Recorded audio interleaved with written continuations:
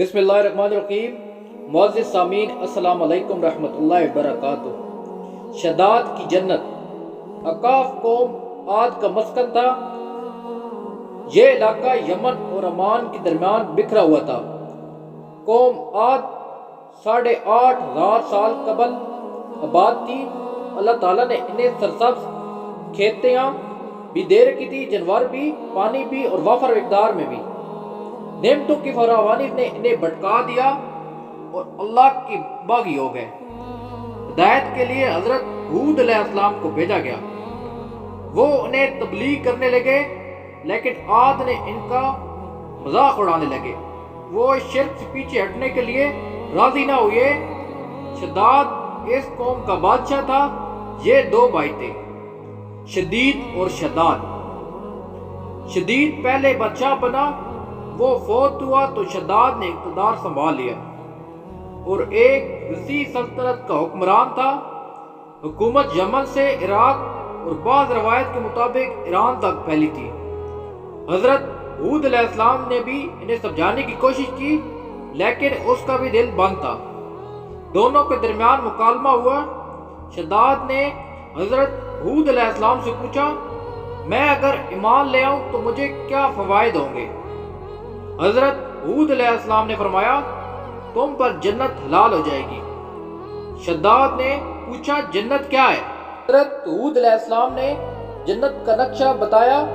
शदाद ने दावा कर दिया, ये क्या बड़ी बात है, मैं ऐसी जन्नत बना सकता हूँ।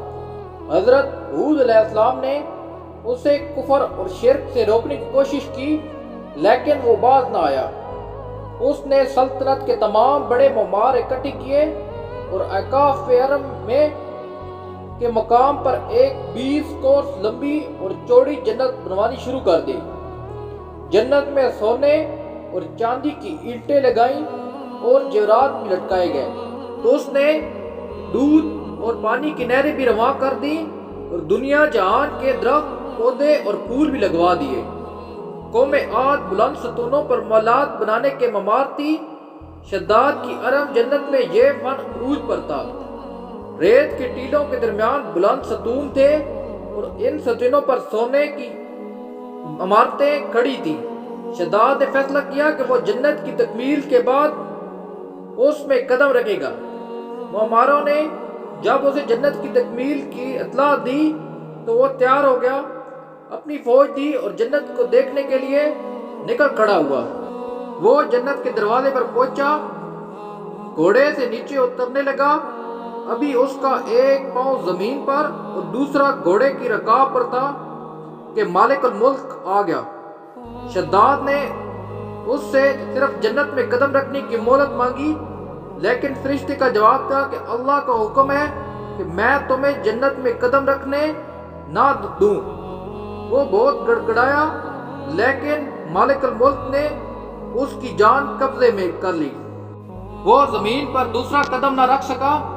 शदाद की मौत के बाद हजरत जिब्रील अमीन ने चीख मारी और शदाद की पूरी जन्नत जमीन पर धंस कर गायब होगी।